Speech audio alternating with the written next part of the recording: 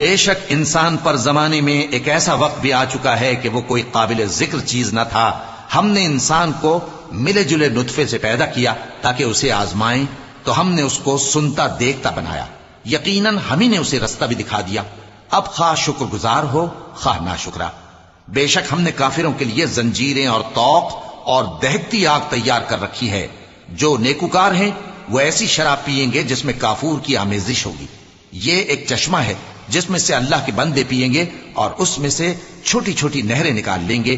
یہ لوگ نظریں پوری کرتے ہیں اور اس دن سے جس کی سختی پھیل رہی ہوگی خوف رکھتے ہیں، اور باوجود کہ ان کو خود کھانے کی چاہت ہوتی ہے مگر فقیروں اور یتیموں اور قیدیوں کو کھلاتے ہیں، اور کہتے ہیں کہ ہم تم کو محض اللہ کی خوشنودی کے لیے کھلاتے ہیں، نہ تم سے بدلہ چاہتے ہیں اور نہ شکر گزاری. ہم کو اپنے پروردگار سے اس دن کا ڈر لگتا ہے جو چہروں کو بگاڑنے والا